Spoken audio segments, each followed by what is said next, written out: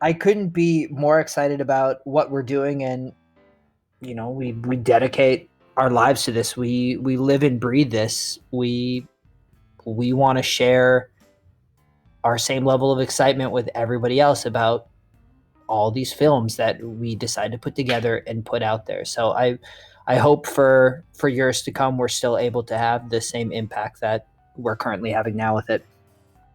That was Nick Jones describing the power and passion that he has for the fly fishing film tour. A big F3T bonus today on the Wet Fly Swing Fly Fishing Show. Welcome to the Wet Fly Swing Fly Fishing Show, where you discover tips, tricks, and tools from the leading names in fly fishing today. Hey, how's it going today? Thanks for stopping by the Fly Fishing Show. We're doing some new live podcasts on the new Clubhouse app. If you haven't checked it out, you can head over to wetflyswing.com/clubhouse and find out there how to get an invite so we can get you on and listen to the show. We're doing some cool stuff, working with Roger at the Ask About Fly Fishing and with Mark over at Fly Fishing 97 podcast. So we're teaming up to host some cool live programs over there. So check it out. Be great to see you there. Nick Jones and Paul Nicoletti are here today to shed some light on the 2020 Fly Fishing Film Tour and the whole history of the tour, which has been going on for quite a while. We find out how it all got started with the Trout Bum Diaries, how Warren Miller is involved, and my favorite film this year. Hint, it's about a connection with a famous guy who shares a birthday, the same birthday as me. So who's super famous? And we share the same birthday. That's what this film's about. And it's also Ansel is the main actor. So lots of great film clips and stories today. So without further ado, here is Nick and Paul from F3T. How's it going, guys? Awesome, man. Good to hear from you, Dave. Thanks for having us on. We're doing well. Thanks, man. Yeah. Thanks for making the time this morning to do this. This is actually something I'm excited about. I've been wanting to connect with, the tour for a little while here, and I'm excited to hear the story and what you guys have going this year. Before we get into all the fly fishing film tour, can you just both start off just with a quick little background of how you got into fly fishing and how you connected on this film tour? Yeah, Nicky, you want to go first, man? Sure. I think your story is better than mine. Wow, no, they're just different stories. I got involved, with fly fishing. I'll keep the story short. I graduated from the University of San Diego in the winter of 2008 and took a job as a outdoor education teacher on Catalina Island. And I worked that job for 4 years and had got into spearfishing and became a dive instructor. And a door had opened up through a small little mom and pop resort down in the very southern tip of Baja. And I had moved down there for 2 years to work as a spearfishing guide. And up until that point, I'd never really fly fished. And I had met a guy down there. His name is Jeff Fezco. He came down to help start a fly fishing program for the place that I worked at the time. And we ended up hitting it off, and we're driving up the coast together, and he wanted to go fish for roosterfish. So I took him to, knowing nothing about fly fishing, took him to a beach I knew there were roosterfish at, just through being in the water for 8 hours every day. And it was my first true experience with a fly rod. We had each caught like a 35, 40 pound size class roosterfish from the beach with no bait. It was such a cool day. It was just, it was a life-changing experience. And, because of that, this guy said, yeah, you're gonna be a fly fishing guide now. Like, you're gonna come up to Alaska with me. Like, this is so crazy. So that's how it started for me. I 3-4 weeks after that, whenever it was, I drove up to Southeast Alaska and, without knowing how to tie knots or cast or anything, I started guiding steelhead, and he kind of took me under his wing and got me off and running. Amazing. So how did you, and where were you at for steelhead? What rivers were you on? This was out of the town of Sitka, Alaska. Yeah. So there's 2 town creeks that we fish, Sawmill Creek and Indian River. Sawmill Creek, on a good day, you could go and catch. It's a very short section of this creek, and it's in a canyon. It's really, really cool, like technical hiking to get to each of the spots you can fish. But if you catch it in the spring when all the steelheads start to go up to spawn, or before they spawn, like when they start to come in the rivers, you could go and catch 5, 6, 7, 8 fish in a 4 or 5 hour session. It's Wow. really cool. Fun fishing. Well, let's go. And then when you were down there, so I mean, it sounds like you were going for spear fishing, and I mean, it's amazing the fact that you're kind of down there going for this. Also, you find yourself up guiding in Alaska on the fly, right? Was this fly It fishing? was. It happened in the blink of an eye, where I was a spearfishing guide, and that was like kind of what ruled my life. I experienced so much personal growth down there. It was unbelievable. I could talk for an hour on just how much I had learned as a person from doing that, and that kind of defined my life. And then I caught this rooster fish, and he caught the rooster fish, and that again was like another defining moment. That was like, I am not a spearfishing guide anymore. I now am a fly fisherman, even though I wasn't. It's kind of funny how the mentality of fake it till you make it, and that's right. That's it's it. Well, just all of a sudden, like, my mentality had changed from like, oh my God, this is my new thing. I love this. And it kind of grew from there. that's cool. Well, if we have time, we'll make the connection here as we get into this. But yeah, maybe, and Paul, maybe you can jump in and just tell your story as well. Yeah, I'll try to keep it real quick. I think Nick and I are both unique in the sense that we've always had a passion for teaching, and we both studied fisheries or some sort of environmental studies when we were in college. And when I was younger, I just got into fishing because my friend Elliot, still one of my best friends to this day, used to show up to 8th grade class with like a giant backpack full of like hardback Cabela's catalogs, and we would just get in trouble in the back of the class and look at all the different rods and lines and reels, and Nice. It's gonna have a field day in the back. And I got to study fisheries at the University of Montana. I was a whitewater raft guide for a bit, and did some fisheries technician work in Montana, at the state of Connecticut. Taught AP environmental science for a bit in Wisconsin, and decided I had to go do some more exploring, which is when I ended up guiding up in Bristol Bay, Alaska, and how Nick and I originally got to know each other really well. Oh, there you go. Yeah, so we got to kind of really get to know each other when we were, fishing up in Bristol Bay and driving jet boats and flying in the same planes. And obviously working with Nick was such a pleasure. I mean, he's such a humble, amazing guy. It was pretty easy for us to kind of connect because I had also, through my my job and connections by knowing Ryan Thompson in West Glacier, Montana, he got us a seasonal job working for the Fly Fishing Film Tour road crew, which is an amazing balance as a young person to be able to spend 4.5 months guiding in Alaska, and then in the wintertime from around mid-January all the way until the end of April, travel around the country to different venues, old theaters, and put on the Fly Fishing Film Tour.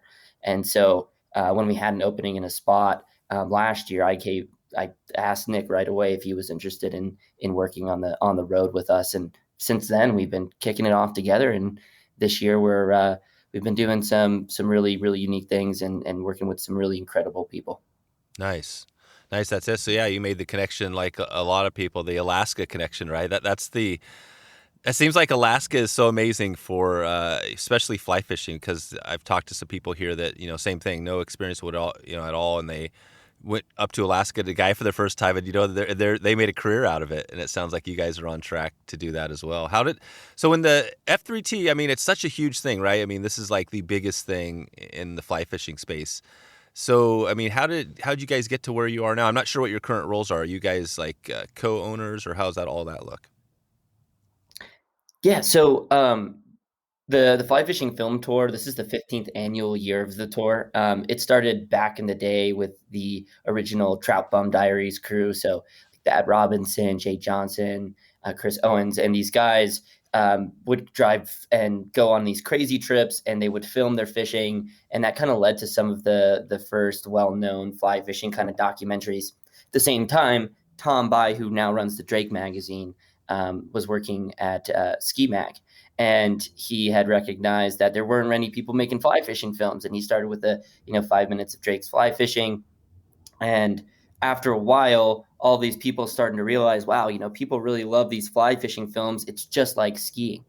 And so the bosses that I originally started to work with, Doug Powell, Chris Kaeg, and Ryan Thompson, had basically taken the Warren Miller, which if you're not familiar with it, it's the longest standing ski and snowboard film festival in the entire world. Yep. Warren Miller literally used to host in-person film showings about skiing before there was ever sound incorporated into films. So he would live narrate on stage. And so they've been running this film festival forever. You've got this amalgamation of all these amazing people like Tom and Thad and Chris and Doug and Ryan and Kaeg. And they took this model of Warren Miller, putting on these shows on the road and traveling from one venue to the next. And this idea of an independent film festival where you take different kinds of fishing, freshwater, saltwater, films more based on comedy, and put them together and use this model, and started basically traveling around the country and putting on these shows.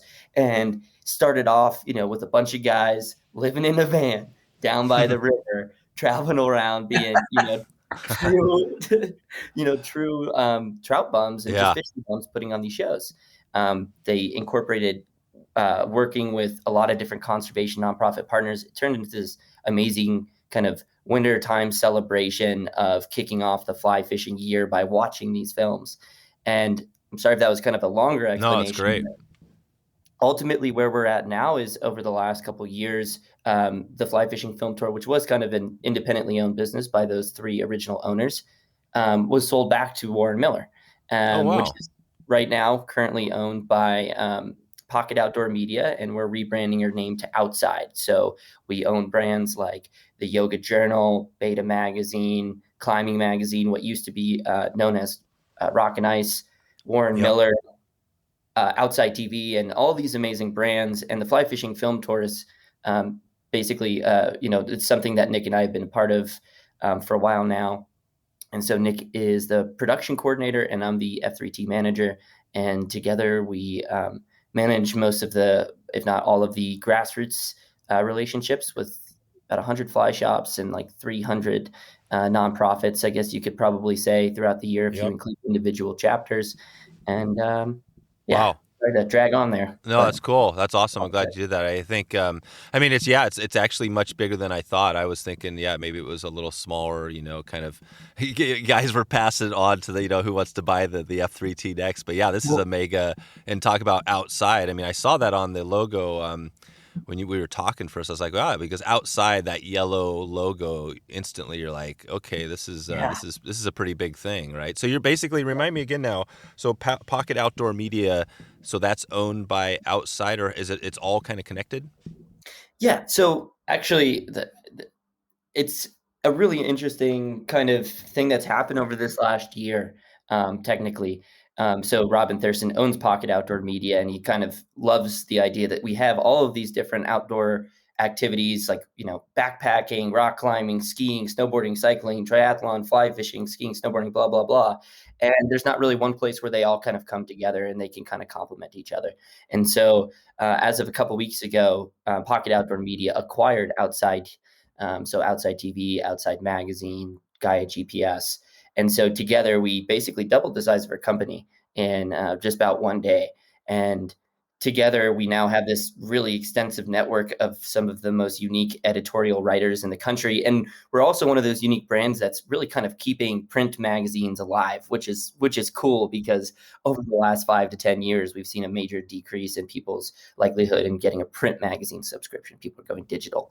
But we have this really, really cool network, all of these incredible editors in all of these different fields. And we are super grateful and lucky to have the opportunity to be working alongside all the amazing filmmakers and fly shops and conservation groups in the fly fishing space. And everybody, yeah. And I think, if we have more time, maybe we'll dig into a little more of the history. I did want to just touch base on, you mentioned there, I mean, the film, it seems like that maybe is the challenge. I'm not sure how all that process works, because you guys have this year a bunch of films. I watched most of them, and they're all awesome. They're all, inspiring, and it's cool stuff. I mean, but like putting it together, choosing them, I'm not sure how that process works. So walk us through, like this year, you got all these films, you got some short films, some longer ones. How does that process work of getting the films there? Who's doing them? How many are you guys choosing? Are there a lot that are getting left out? Nikki, you want to jump in on this one, man? Yeah, we'll tag team it as we go because you're gonna be able to speak to it just through your involvement in the process. So the kind of short answer to your question, Dave, is Paul Sanford and myself, one of the other guys that we work with, we guided with him up in Alaska, another kind of core person in this group, will receive all the film submissions and sift through them, and we get lots every year. I don't know what our exact total was this year, but trust me, it's a difficult process navigating through the amount of content we get, only because we get so much good content and we can only put so much in the tour. So it's like putting together a puzzle. Hmm. We maintain pretty close relationships with a lot of the filmmakers that submit films, just be it through simple communication about the process, or helping essentially edit the film to not necessarily change it, but just tweak it in little ways to get to a point where we know it's going to have mass appeal. But Yep. it's yeah, the short answer is Paul Sanford and I select the films, and then go through. What would you say, Polly? It's honestly like a 2-month process trying to figure out what order they go in and what films we're going to have in, and because it's synergy, right? Like we Yeah. get a lot of amazing content, but if it's disjointed and they don't watch well together, because you have to think in a normal year, we're putting on these shows in theaters where people are forced to sit and watch through the whole thing Oh, right. at one time, so we have to make sure that it's put together tastefully enough that when people sit down to watch it, it's a full viewing experience from front to end, not just a bunch of single films that people, as soon as someone loses interest, they're out. Yeah. And this year is obviously a little different for us because people have we went live on March 10th, and they have until April 4th to watch the films at their leisure, which I think for everybody who's participated thus far in the 2021 F3T is a really cool opportunity to really get to absorb the content. Yeah, and to add what Nick is saying too there, Dave, for me, I think the film process really started last April. There are we're an independent film festival, just to make that clear for anyone listening. So we don't necessarily make films. Last year, before I was officially the F3T manager, I had gone down to the Bahamas and made a film with some of our really good friends.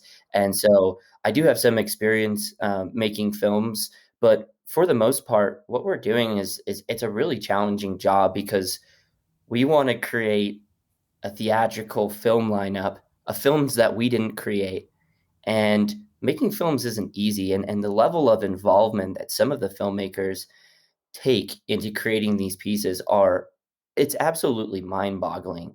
Some of the filmmakers have gone through over 30 different versions of their film to get it down to about 9 minutes, Wow. where most filmmakers like to submit their films between 9 to 12 minutes is kind of the sweet spot for the F3T, but a lot of people are going to come in with films like 15 to 20 minutes or longer, and our goal, as you could imagine, is we're trying to reach every different audience around the entire world with these films. So we want a really nice mix of freshwater, saltwater, domestic films, films that people can relate to here in the States, but international films to represent outside fisheries and unique stories. And with that, including, just, diversity and women and comedy. And there's, youth too.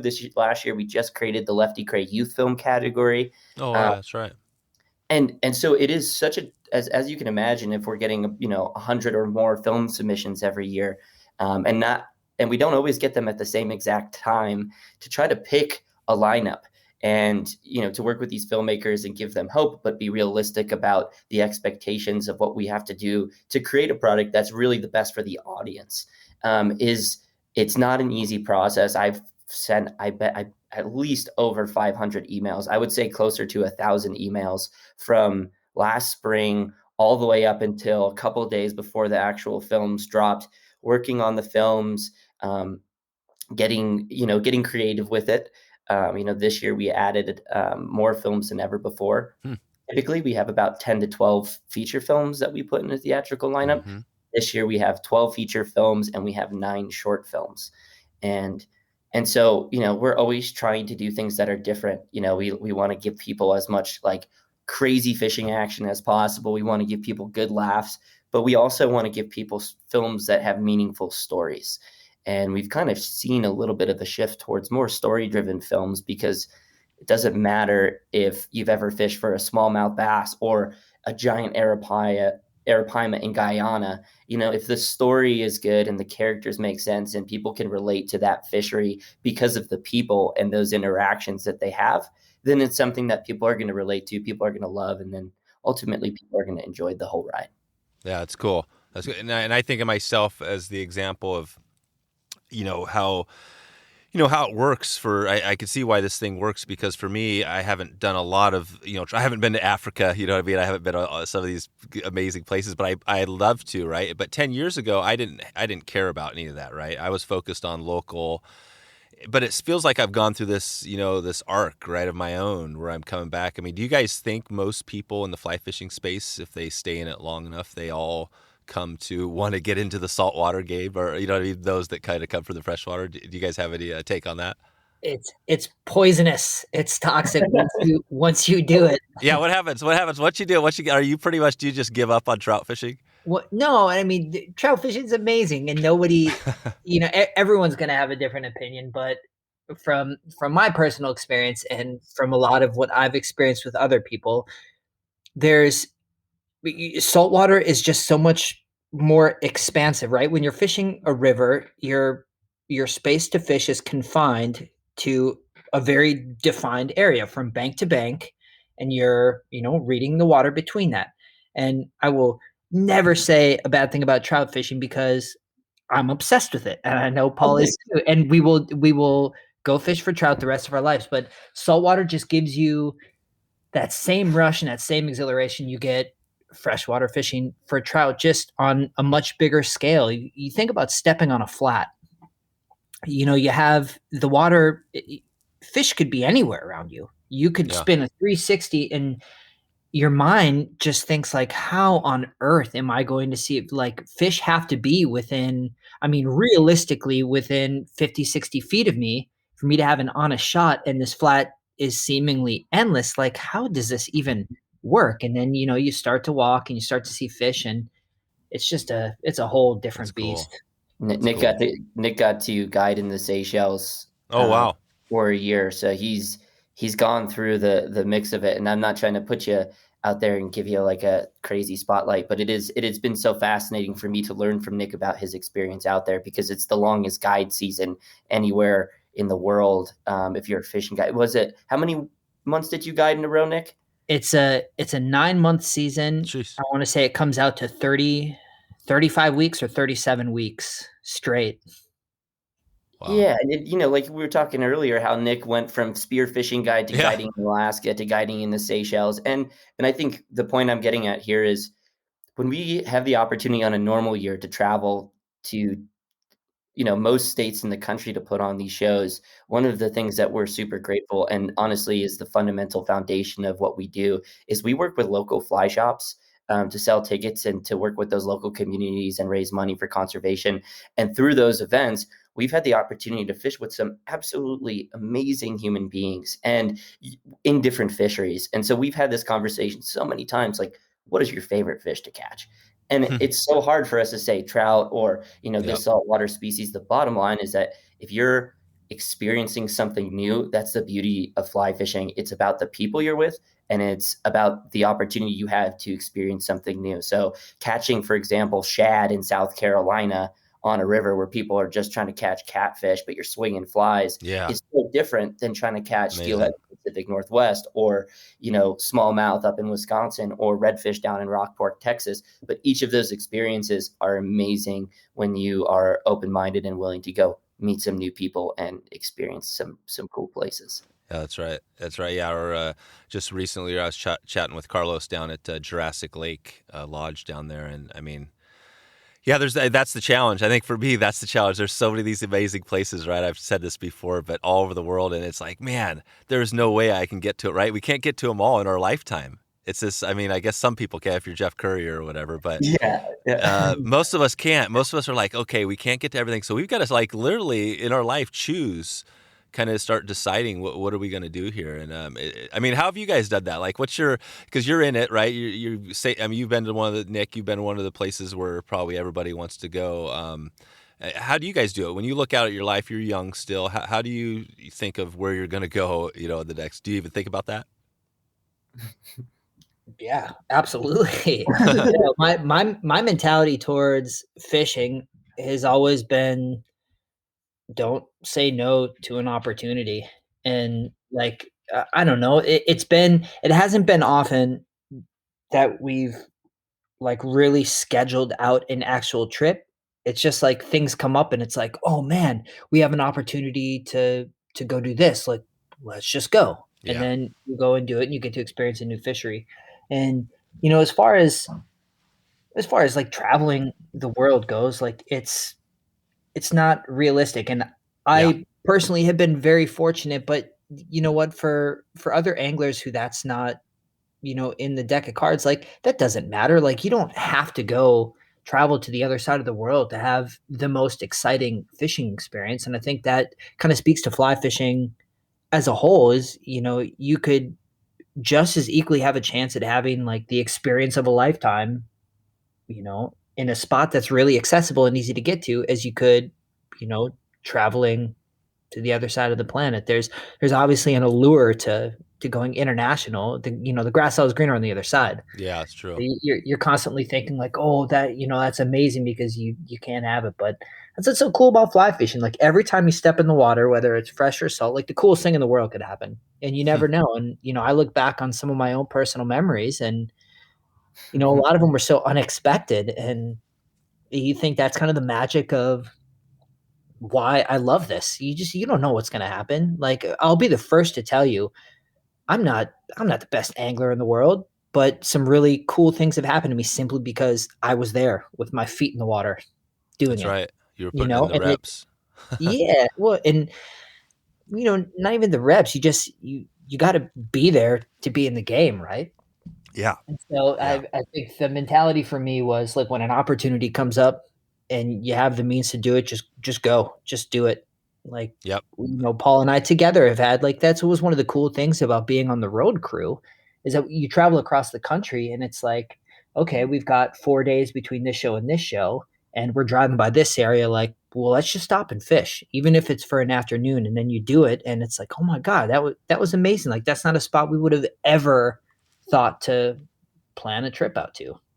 The road crew is. I just think we. You guys probably know. I mean, were you there when Elliot Adler was? I think he was helping out. Was he on the road a few years back? Yeah, Elliot's a really good friend of mine. That was my first year working on the road crew. Oh, cool. With Rex. Cool. Yeah, I remember Elliot came on and we had him. I try to interview fellow podcasters whenever I can, especially fly fishing podcasts, and yeah, so we had Elliot and we talked. He told some of the story there. It was really cool. So yeah, Elliot. I was actually really bummed when the Drake podcast shut down because he was doing such a killer job.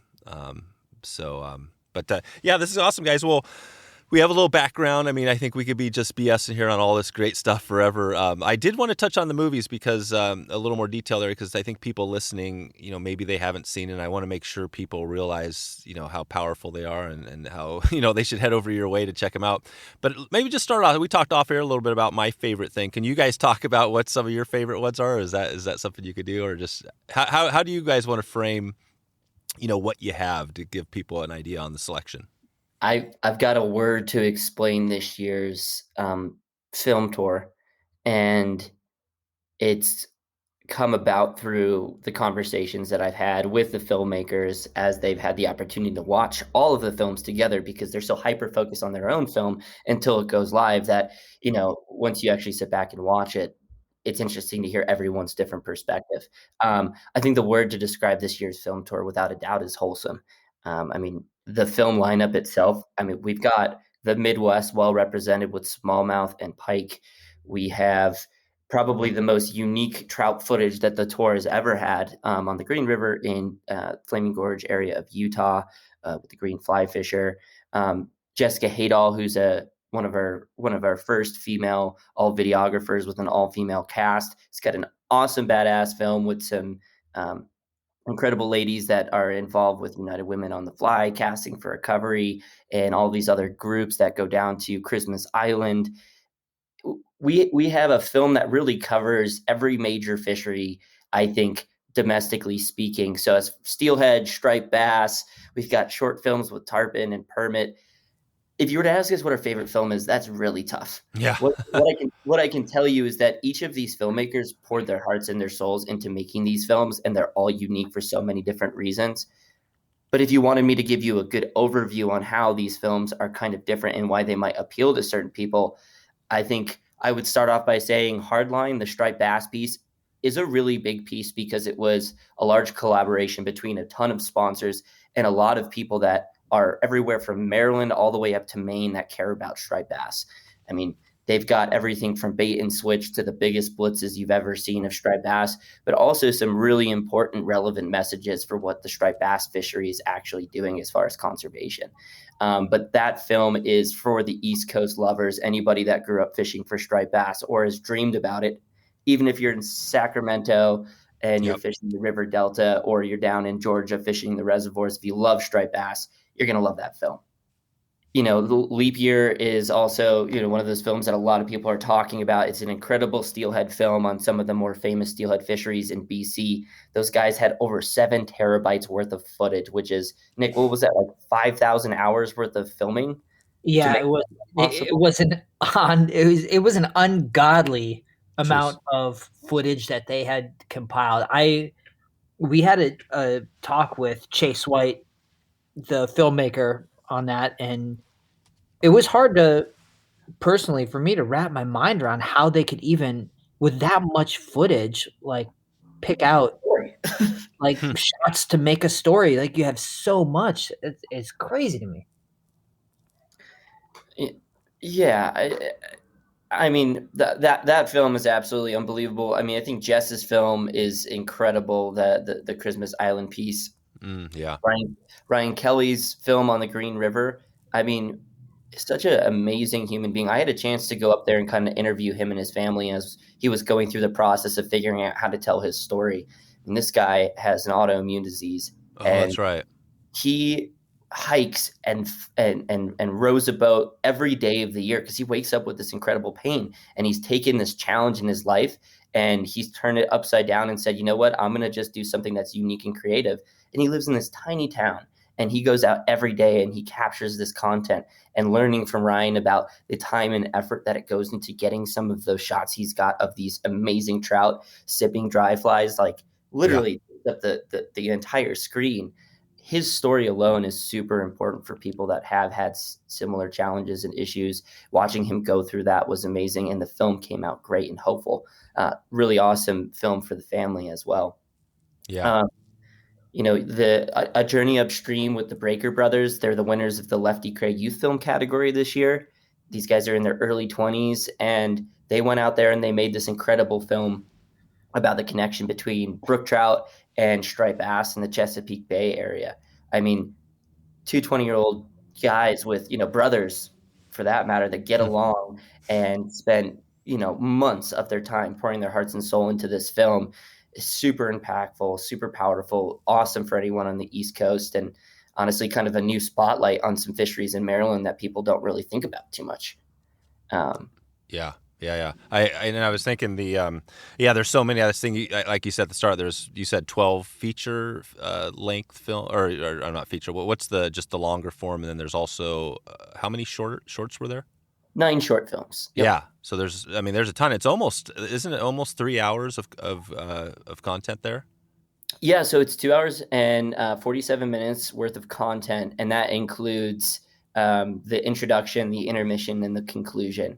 And this is also the largest raffle that we've ever had. We have $80,000 worth of prizes we're giving away. So as you can imagine, going from a normal film festival that's in person to virtual to be safe and deal with COVID has been a challenge for us. But our sponsors this year, I I mean, they've been with us for so long, and no matter what, they're there to support us. And they go way beyond just the films. I mean, this is not just a normal sponsor plug. I mean, we work with our sponsors to find good ideas for films, sponsor filmmakers, come up with, parallels, working together to make sure that this thing comes out awesome.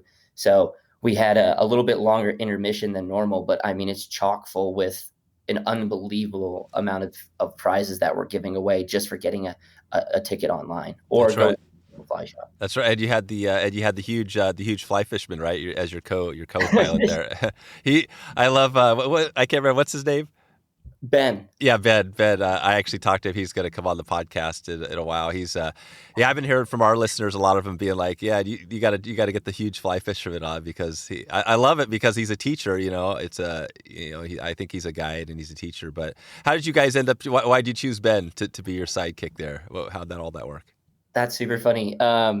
Actually, one of the old bosses that I still stay in touch with connected me with one of his close friends here in Boulder, Colorado, which is where I'm based out of. And he's a huge carp fisherman. Like, he drove down to Florida to pick up a flat skiff so that he could come back to Colorado on the Front Range and travel around and just pull around for carp. And so this last year, I was working so hard on the film tour that I didn't fish as much as I normally would. And Dan was one of those guys that just go out with and fish in Wyoming and Colorado, and super fun to pull around on flats and catch some swamp donkeys, as Dan calls them. Dan is this total character, but he told me, he's like, oh man, you've got to meet my friend Ben. He is a riot. Have you heard of the huge fly fisherman? I'm like, oh yeah, I've heard of him, and I've been following him and I've seen his videos. And so this last winter, I mean, things have been really crazy on our side, trying to balance, how do we go in person? How do we run this film festival? It's really been a tremendous effort this year. I needed some help, and I called Ben, and immediately I asked him if he was interested in helping me, because I need someone who could also help me film, someone who was really good at talking to a camera, somebody that was funny, because I'm not funny. Yeah. And I mean, it took 2 seconds before he was ready to jump on board with it. And he liked the films. I got him a screener ahead of time, and he likes what we're doing with conservation and fly shops. He's honestly, beyond his persona that he has on camera, he's a super, super thoughtful person who really cares a lot about fly shops, small business, conservation, and honestly, just doing the right thing and promoting the right messages. So it was kind of a quick turnaround there. And he was an awesome person to be on set with, kept me, on pace throughout the 2 days that we had to film all of it. So yeah, awesome. That's awesome. That's all. Yeah. So, and no, it's a perfect fit. And just remind me again on the raffle for those listening. So how does the raffle work? So if somebody wanted to, do they have to, they watch or is that already done, or is that still going? No, it's still going. So if you were to get a ticket for the F3T, you could do it 2 ways. One, you could go to a local fly shop, and you can see the supporting fly shops. We're working with over 100 around the country, and you can go get a discounted single ticket there for $15 if you wanted to. Most fly shops still have hats, F3T hats and buffs. We shipped over 5,000 hats and buffs to fly shops, over 100 fly shops around the country. So if you were to go to that fly shop, scan your QR code, you're automatically entered into an extra $10,000 raffle from Costa Sims and Yeti. Sunglasses, the Yeti Loadout Go Box, and the new Sims Hip Hybrid Pack system. And when you go to watch the films, once you get to intermission, we have a lot of direction there, but there's just a link at the bottom of the films, and you just fill out the survey, and that's your entry form. And so if you went to the fly shop, you got entered for $10,000 worth of prizes, and then you get entered into the big raffle that anybody, doesn't matter where you get your ticket, online or whatever, you get entered into the $80,000 raffle. So if you get a $15 ticket from a local fly shop, you support a local business, and you pay $15 for a free F3T hat or buff, and you get entered into $90,000 worth of raffles. The raffle ends on April 4th at 11:05 p.m., and we will draw the winners during the second week of April. There you go. Perfect. So, okay. And I guess, getting back to the movies or the films you guys have there, I mean, I guess for me, the one that kind of resonated, a lot of them resonate. I mean, I love the stuff on the GTs and those huge bonefish, which is amazing. But yeah, I think, was it Anvil or the Martin Luther King connection on the Bahamas? Onsel. Yeah. Onsel. Yeah. So talk a little bit about that, because I think, was that produced? Who was the producer? Was that like a Sims film, or how did all that come together? Yeah, so really fascinating story. I had heard about the story about 3.5 years ago. There have been a couple articles written about the small platform that you see in the movie with the sculpture of Dr. Martin Luther King Jr. And I'd heard about it multiple times. There was another person in the Florida Keys that had gone down there and connected with Ansel, and I tried to get in contact and ask that person in particular if they wanted to tell the story, and I tried, nothing. And then a few days after George Floyd was murdered, I had a phone call with another filmmaker who I had heard pitch the same film concept to 2 years prior down in Austin, Texas, to a couple sponsors.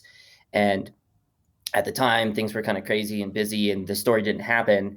And I reached back out to Shannon Vandeveer, who runs Cold Collaborative. He had heard about the story through Heather Harkavy. Heather Harkavy's father runs Bonefish Tarpon Trust. He was the founder and creator.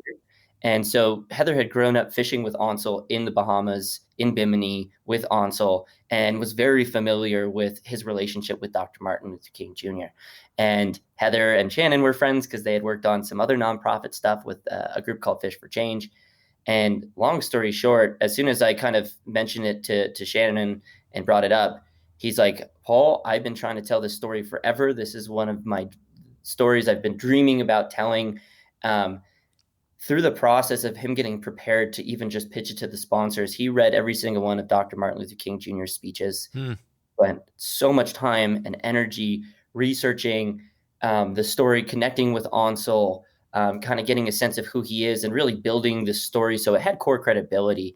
And so that people wouldn't take this story as anything less than what it really is, which is an amazing story, a hopeful story about Ansel Saunders' connection to Dr. Martin Luther King Jr. And it wasn't too long before we connected with Sims and Costa, and Rex Messing, who is one of my best friends from high school that now works for Sims, really kind of spearheaded that effort on the Sims front. And it didn't take them long at all to immediately recognize how important this story was and how quickly we had to act to make it happen for this year with Shannon. And then Joe Gugina and Amanda Sabin, who work for Costa. Amanda knew Ansel well from the days that she had fished with him on the boat. And Joe also recognized how wildly important this story was.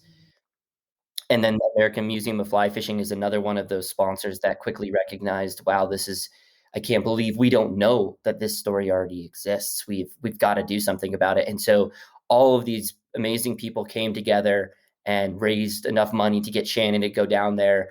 And it was a real challenge, honestly, just for them to get down to Bimini and to go through the process of being super, super careful, getting multiple COVID tests and going through the process.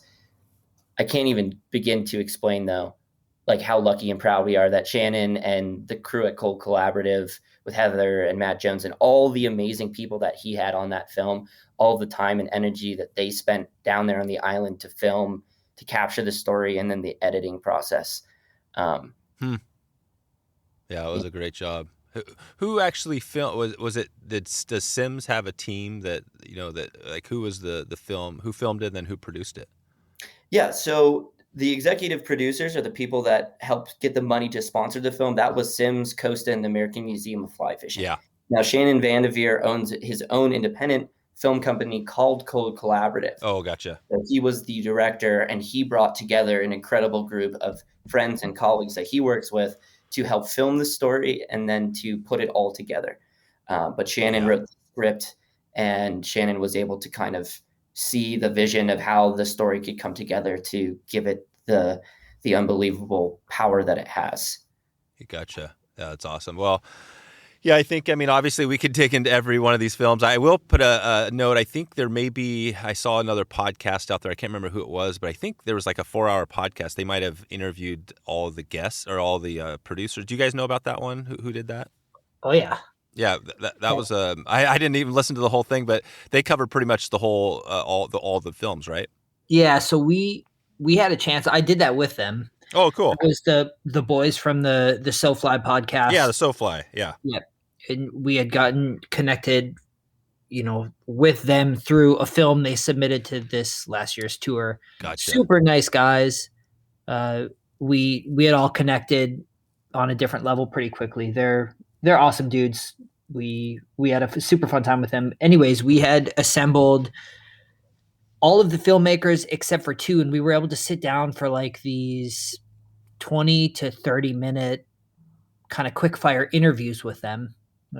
Obviously, Paul and I have relationships with all of them, but it was really cool to chat with them on a different level, just about their film and their experiences with it. And we had some really fun, unique conversations. One of the standout moments to me was talking with Andy Masser and Adam Beggar with Yonder Content. They filmed and produced River Tigers. Yeah. And it was so fun. I mean, each of the conversations were fun. I don't want to just single them out, but theirs stands out to me. We asked them like a favorite memory they had from filming, and they had to go to Russia to film, and their answers were so interesting and intriguing. And that was kind of a cool part of those interviews, where it's like behind the scenes intel on what it took to make these films, and some of the hard parts about doing it, and some of the gratifying parts. And it was just, they were awesome conversations to have. And yeah, they had released the full block of those interviews, which I doubt anyone's going to sit and, for 4 hours intently listen to it, but it's cool to know that it's all there, because there's some really interesting stuff that it's cool extra content for people to have access to. Yeah, no, I think it's great. And for me, I'm like a podcast. I'm kind of an addict, so I'll definitely be listening to that over time. And it's just a great. I mean, for anybody listening that hasn't yet, I think the thing, like you said, go to your local fly shop if you can, get the ticket, watch the film tour, and then if you want to go deeper, there you go. You got all the producers, everybody right there. That was a great idea. Okay, anything else before we start to think about getting out of here? I mean, we're not going to dig into everything today, but do you guys want to highlight anything else about what you have going, or maybe what's coming up in the next year, and the process again? Yeah, before you jump in, Paul, I would just like to say, this has obviously been a different year for us. For people who've been fans of the fly fishing film tour, obviously in a normal tour year, like half the fun about what we do is people getting to assemble in a theater with a bunch of other like-minded people, drink beer, shout at the screen, get excited. And this year is obviously different, and we don't need to talk about why it's different, but my point is for anyone who's kind of soured on the fact that we're jumping into it this way first, this is just a really cool opportunity for people to get to still enjoy all these films with their friends, but get to enjoy them at their own pace over a longer period of time, and really intimately get to know these stories, these characters, and these movies, when during a normal year they wouldn't have that opportunity. So it's just a really cool way for people to get to experience what I personally think is one of the best tours we put together from a content standpoint. The stories are just unbelievable, and they all fit together so well. And we're excited for people to have access to this. And it was a different year for us, and we just want people to understand the mountain we had to climb to get to where we are now. And we hope everybody loves and appreciates it as much as we do. Yeah, I think they will. I think anybody that listens or watches is gonna definitely love it. Yeah. So, and Paul, you have anything you want to add there? I was going to also ask on, past films as well, like tours. Is there any way to access or watch stuff you guys have done in the past? Yeah. I'd say like, I want to just reemphasize what Nick said. I mean, we're just super grateful and super lucky to have this opportunity to work with all these incredible people. And, beyond just the films and the impact that they'll have on people around the world, just reminding people to, keep in touch with whatever local conservation or nonprofit groups that are in the area. And, if you are interested in checking out our fly shop map, like always remember to shop local. One of the things that has been just a such a clear thing to Nick and I across this entire year, and our friend Sanford, is how amazing these local fly shops are, and how much they support their local communities and the watersheds around them.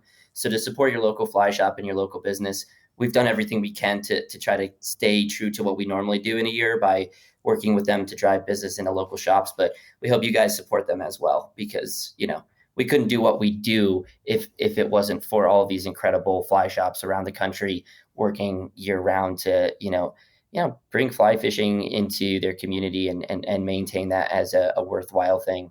They're just some of the most incredible people we've ever met. If you are interested in watching the previous films on our website, you can go to the download section, and we have almost every F3T ever made besides the first couple online digitally that you can access through iTunes, Amazon, Google Play, and whatnot. So. Oh, no kidding. Oh, cool. So yeah, it's all there. Yes, sir. Perfect. Yeah, and then the people, again, going back to the fish bums. I just want to touch on that really quickly because I remember we had a connection God, it's so long ago now to think that. But I think the film, the Trout Bums were on the Skeena when we were doing a trip out there. I remember this was probably in like 2009, 10, I think. And I think they were filming. And I remember connected, but that was my first thing about the Trout Bum, that whole thing. But those guys, the Trout Bums, I don't know all of them, but are those guys all still out there doing stuff in the industry, or do you know those guys? I know Thad, and I've gone fishing with Thad a couple times, and I've met Jay Johnson. Jay Johnson still works with Pig Farm Inc. If you guys are familiar with that program, the guys that put that together are incredible. They're actually technically the official after party of the F3T. Perfect. Yeah, their iron fly events are super rad. I know Thad had an awesome TV show that launched last year, and I think it was on National Geographic. I'm trying to remember what. Oh wow, yeah. Or I'm sorry, Animal Planet. They had Animal Planet, yeah, series that went out. I'm not sure so much about Chris Owens.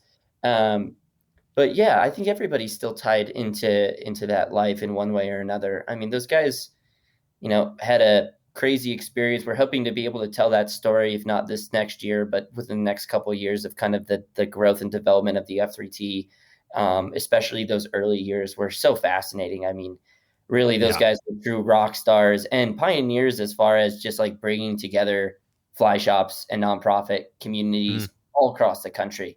And, the whole story of how it really started is fascinating. It has some crazy twists and turns. But that's it. Maybe maybe I'll get one of those guys on, or get them all on and tell the story as well. That's the beauty of it, right? You guys are, you're dealing with films. I'm here dealing with the audio, and there's a place for everything, right? There's always some good stories. So. Okay, well, I guess and for you guys, as you look out this next year and beyond, I mean, do you know? It sounds like you guys, you never know where you're going. Do you think you're going to stick with the film tour for a while? I hope so. Yeah.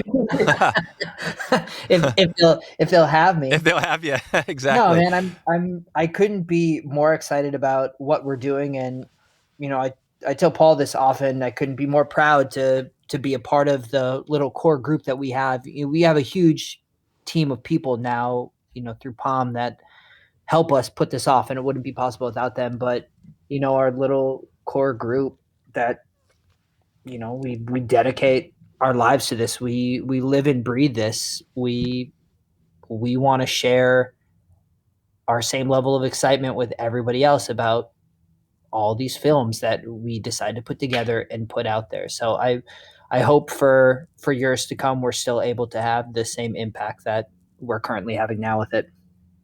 Yeah, perfect. Yeah, and I was just going to leave it on I didn't want to leave it on a bad note here, but it kind of got me thinking. I had a guest, and I think maybe this is the only time it's happened, but we had a guest on that was affiliated with another company, and basically we did the episode. Everything was great. It went out, all was good. It was a great episode. But the company came back later and was like, that person doesn't work for us anymore. You need to, please halt all promotional media coverage of that, the affiliation. I don't want to, it's more of an industry thing, some of that stuff, but it's interesting because you guys are working, right? I mean, you're working with the biggest companies, these amazing people. What's your take on the industry itself? Because I think sometimes, there's, sometimes a little bit of a negative. I don't see it because I'm all positive. I think I usually, I don't know, maybe it's just the podcasting. I don't see any of the negative stuff really, but what's your guys' take on all of it? Is that just kind of so minor that it's not even anything you think about? Can you be a little bit more specific? Yeah. I don't want to put you on the spot here. I'm just thinking for this example, it surprised me because I was kind of like, well, this guy just worked for your company. Why wouldn't I want to promote the person who used to work for you and he did great stuff, and why wouldn't I promote that? Why is this company coming back to me saying don't cut your? They didn't say cut the podcast out, but they almost did. Well, what I got to tell you right now is that like the CEO that runs the company, Robin Thurston, is probably the most passionate, personable guy to be in this position. I mean, there's a reason that he's been able to bring all of these incredible outdoor brands together.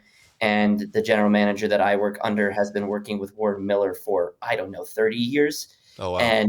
And has seen this transition with the film tour and knows Tom Bai from back in the day when he used to work at Warren Miller. And so the understanding of what we've done over the years is a part of the F3T history. And there's a lot of pride there. And I think that this year was a really good example of anything that could have gone wrong and fallen apart would have happened this year. Right. Yeah. Right.